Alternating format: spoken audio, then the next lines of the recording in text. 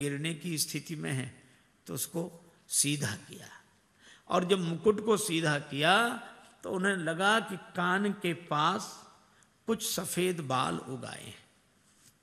श्रवण समीप भये सित केशा, श्वेत रंग के बाल, हाँ, कान के पास आए। अच्छा देखो, जिसे कोई खास बात कहनी होती तो कान के पास आकर ही बोलता है, और ये बाल तो बाल सखा है महाराज दशरथ के। इन बालों ने मानो कान में कहा कि दशरथ जी, हम तब भी बाल थे जब आप बाल थे,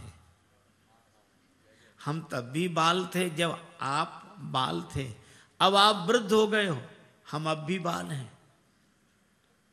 आप वृद्ध हो गए हो, हम अब भी बाल हैं, लेकिन एक बात है, हमने तो अपना रंग बदल दिया है, काले से सफेद हो गए हैं। दशरथ जी, आप अपने जीवन का रंग कब बदलोगे?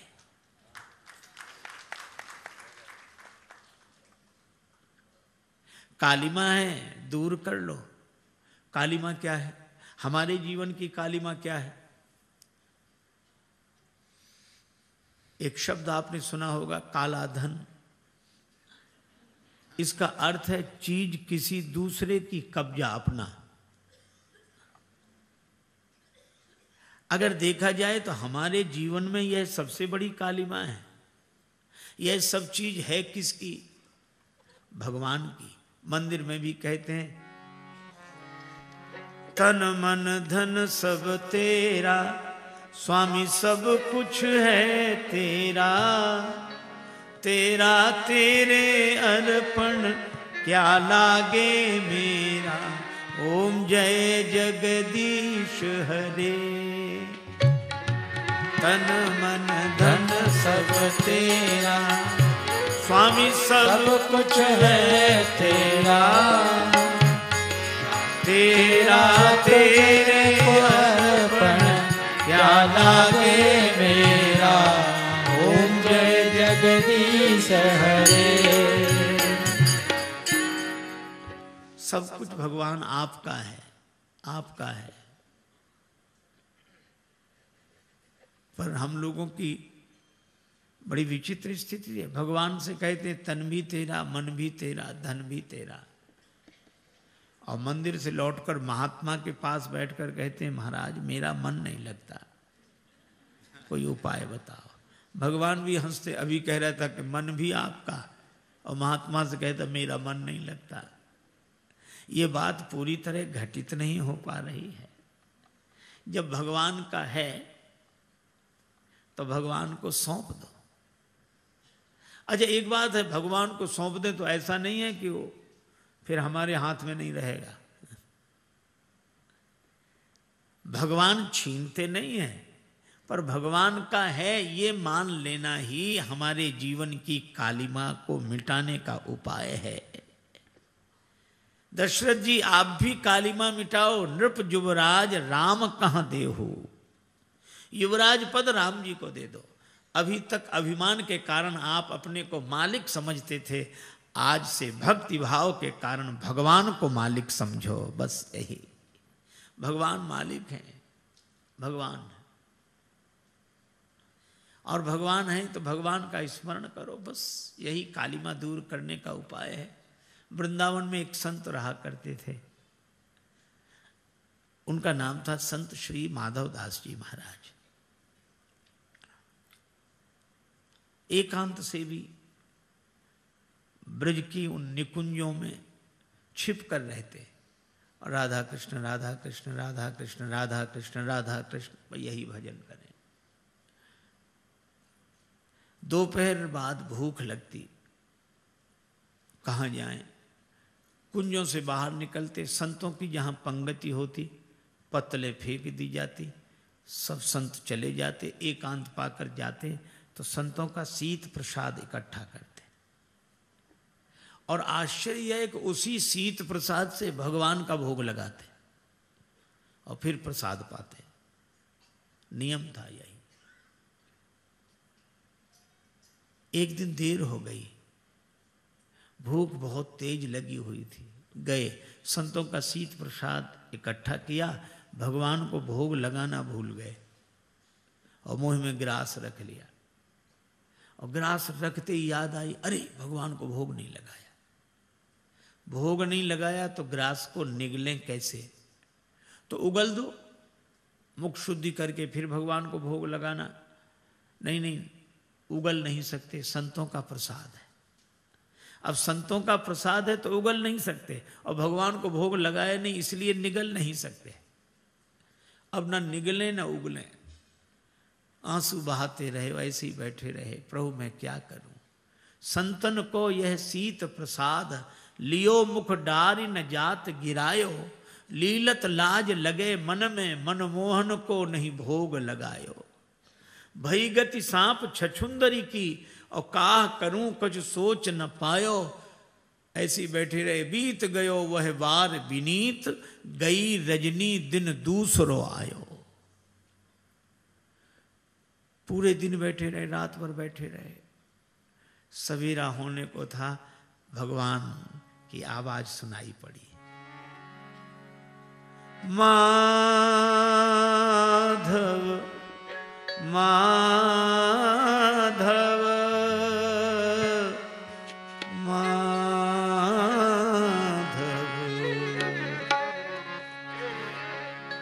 पास तुम्हारे माधव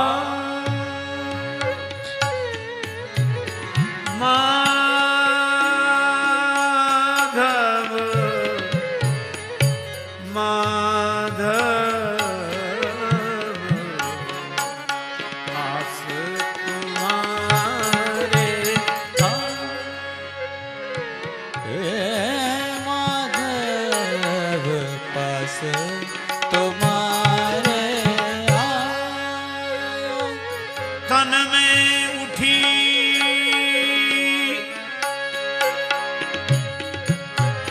भूख की पीड़ा।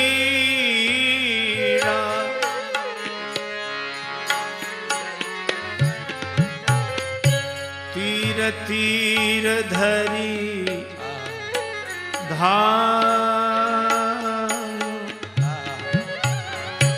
धायो पास तुम्हारे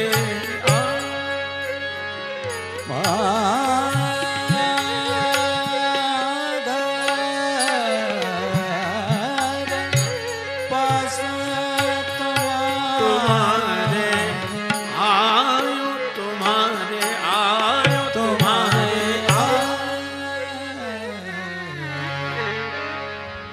बड़ा भूखा हूं, मैया ने माखन दधी दीनो, मोरे मन नहीं भायो। सखियों का माखन चुरा कर भी पेट नहीं भरा, भूखा हूं। माधवदास जी ने आंख खोली, भगवान का दर्शन किया, सिर झुकाकर प्रणाम किया, इशारा करके बोले क्या करें? भगवान बोले मैं जानता हूं ग्रास निगल नहीं सकते, मुझे भोग नहीं लगाया, और उगल नहीं सकते, संतों का प्रसाद है। एक काम करो, क्या? मुख में जो कल से ग्रास रखे हो उसमें से थोड़ा सा तोड़ के पहले मुझे खिला दो, फिर तुम खा लो, भोग भी लग जाएगा और संतों के प्रसाद का अपमान भी नहीं होगा। माधवदास तो कांप गए, रे रे रे रे रे प्रभु ऐसी आप बात कह रहे हो, मैं अपना जूठा आपको खिलाऊं? भगवान हंसकर बोले, अरे यार अब तक इतनों का जूठा खिलाते थे, आज अपना ही खिला दोगे तो क्या बिगड़ जाएगा? पर माधवदास बोले ऐसा नहीं, ऐसा नहीं, सिर हिलाने लगे। पर भगवान ने कहा कि मैं खा कर रहूंगा। भगवान सिर नीचे दबाए, माधवदास ऊपर करे। उन्होंने सोचा माधवदास ने कि निगल जाना ही अच्छा है, तो निगल गए। पर इस छीना झपटी में कुछ कण नीचे गिर गए। माधव मगन भये मन में, जब माधव ने समझायो। सीत गिर्यो सो दीन बंधु ने, बीन बीन के खायो। यह भक्त भगवान का संबंध है। ऐसी हरि करत दास पर प्रीत, निज प्रभुता विसारी जन के बस होत सदा यह रीति। तो भगवान जब इतना प्रेम करते हैं, इतना स्नेह करते हैं, फिर भी हम भगवान की चीज को भगवान का मानने में कठिनाई का अनुभव करते हैं। यही हमारे जीवन की कालिमा है। भगवान की चीज भगवान को सौंप दें। दशरथ जी ने सोच लिया कि राम जी को राज्य दे देंगे।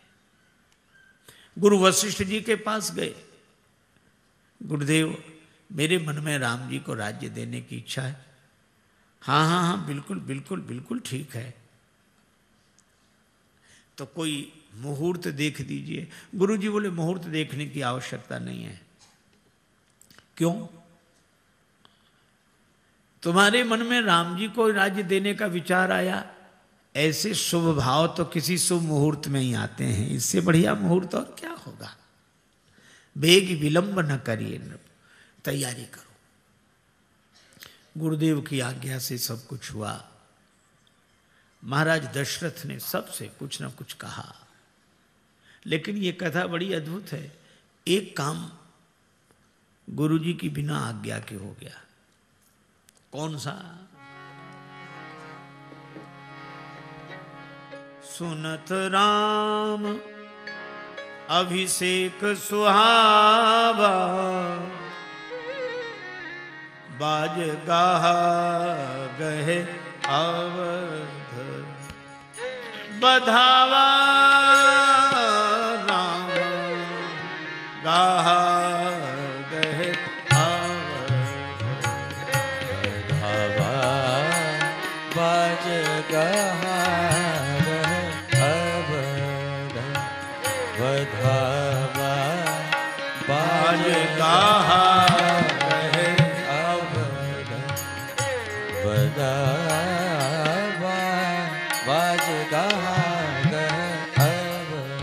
अवध बधावा बाज गाहा गाहा गाहा अवध, बधावा बाज गाहा बाज गाहा अवध, बाज गाहा अवध, बाज गाहा अवध। बाजे बजने लगे। राम जी का अभिषेक है और बाजे पहले ही बजने लगे। गुरुजी ने सुना ये बाजे किसने बजवाए। गुरुजी, हम लोगों ने सोचा राम जी का राज्य युवराज पद पर अभिषेक हो रहा है तो बाजे बजाने, खुशी में बजाने लगे, खुशी में। गुरुजी ने कहा कि राम जी का अभिषेक हो जाता तब बाजे बजाने चाहिए थे। अभी अभिषेक हुआ नहीं, पहले ही बाजे बजा दिए, और पहले बाजे बजा दिए तो बाजे बज गए। अब तो बाजे बज गए, इसलिए बाजे वाले भी बड़ा काम बिगाड़ते हैं। इन्हें कम से कम यह तो पता हो कि कब बजाएं कब ना बजाएं, और कितना बजाएं और कितना ना बजाएं। बाजे खुशी में बस बाजे, और जो धूम धड़ाका हुआ। श्री तुलसीदास जी कहते हैं कि ये ध्वनि गई, देवताओं को अयोध्या के बाजे सुनकर बड़ी बेचैनी हुई। क्या बात है, राम जी को युवराज पद पर बिठाया जा रहा है। देवता घबराए। उन्होंने सरस्वती माता से प्रार्थना की, और सरस्वती माता देवताओं के कहने पर श्री अवध आई। बुद्धि बदलने के लिए मंथरा मिली। नाम मंथरा मंदमति चेरी, कह कई केरी, अजस पिटारी ताह करे, गई गिरा मति फेर। उसकी बुद्धि बदल दी। अब मंथरा ने देखा चारों तरफ बड़ी तैयारियां। लोगों से पूछा क्या, अरे आपको पता नहीं राम जी को युवराज पद पर बिठाया जा रहा है। बस आग लग गई। राम तिलक सुनिभा उरदाहु। अब सरस्वती माता ने बुद्धि बदल दी। कुछ लोग होते ही हैं, कोई दे किसी को मिले, ये बीच में परेशान। पिता अपने पुत्र को दे रहा है, मंथरा को क्या कठिनाई है। लेकिन मंथरा जैसे लोग होते हैं कि हमें चाहे न मिले पर उसे भी न मिल पावे। अब इसको बड़ी पीड़ा, बड़ी बेचैनी। श्री तुलसीदास जी मन की टीवी का वर्णन करते हैं। क्षय रोग, एक मन का क्षय रोग होता है। कैसा? पर सुख देख जरनी सोई क्षयी, दूसरे का सुख देखकर अपना जी जलने लगे, समझ लो क्षय रोग है। और आज का आदमी अपने दुख से उतना दुखी नहीं है जितना कि दूसरे के सुख से दुखी है। मंथरा राम जी के सुख से दुखी हो रही है। गई कैकेयी जी के पास मुंह फुलाकर बैठ गई। कैकेयी जी ने, क्या बात है मंथरा? हंस कह रानी गाल बड़ो तोरे, मार्ग में लक्ष्मण जी मिल गए थे क्या? नहीं। फिर की ये हालत क्यों बना रखी है? वो सांस ले, बोले नहीं। टीवी के मरीज का भी यही लक्षण होता है, वो बोलता कम है, वो सांस ज्यादा भरता। ऐसे करे। कैकेयी जी घबराई कि कुशलता तो है, राम जी कुशलता से, महाराज दशरथ कुशलता से हैं, भरत लक्ष्मण। मंथरा बोली, राम जी को छोड़कर और किसकी कुशलता है? उन्हीं को तो महाराज युवराज पद पर बिठा रहे हैं। अरे अरे, ये तो बड़ी खुशी की बात है, मैंने ही महाराज से कहा था। इतना सुंदर समाचार सुनाया, तुझे तो पुरस्कार देना चाहिए। मंथरा बोली, तुम्हें पुरस्कार की पड़ी, अपने बेटे की चिंता नहीं है? पूत विदेश न सोच तुम्हारे। अब देखो, मंथरा ने भक्ति की जगह कैकेयी माता के मन में आसक्ति जगाई। पहले तो कैकेयी माता ने डांटा कि दोबारा ऐसी बात कही तो जीभ निकलवा लूंगी, घर फोड़ी कहीं की। मंथरा चुप हो गई। फिर माता कैकेयी समझाने लगी, नहीं नहीं ऐसा नहीं है, मैं दूसरी बात क्या दूसरी जीभ लगाकर बोलूं? लेकिन आप जानती हैं, राम जी का राज्य होने दो, भरत बंदी गृह से ही हैं, भरत जी बंदी गृह में रहेंगे। राम तो ऐसा नहीं करेगा भरत के। राम जी को कौन दोष दे रहा है? लखन राम के ने, राम जी के राज्य में हुकूमत तो लक्ष्मण की चलेगी, यही होगा, देख लेना। कांप गई कैकेयी माता। और ये कथा केवल इतना ही बताती है कि टीवी का रोग ऐसा संक्रामक रोग है कि पहले तो असर नहीं होता, लेकिन अगर कोई रोगी के पास बराबर बैठता उठता रहे, असावधानी हो जाए तो रोगी का रोग उसमें भी आ जाता है। तो कैकेयी जी पर पहले असर नहीं हुआ, बाद में हो गया। मैं क्या करूं? तू कहे तो कुएं में गिर जाऊं, परों कूप तू वचन पर सकूं पूत पति त्याग। पहले माताएं बड़ी धमकी देती थी, कुएं में गिर जाऊंगी। आजकल नहीं कहती, कुएं ही नहीं बचे।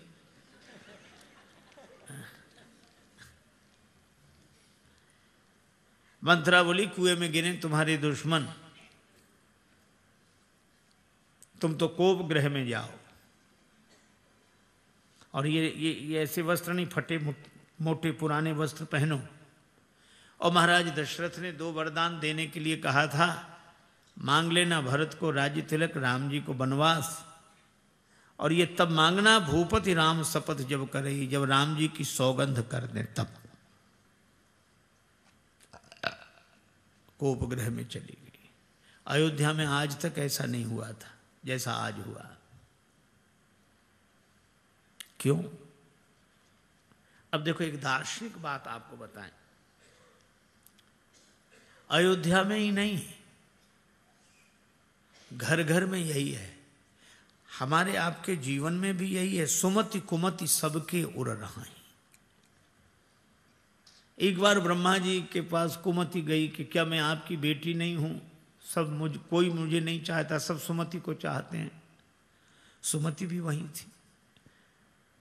फैसला करो। ब्रह्मा जी ने सोचा बड़ी मुश्किल बात है, लेकिन सोचा अच्छा एक बात है, एक काम करो, क्या बोले दोनों बहनें जरा चल कर दिखाओ, फिर मैं फैसला करूं।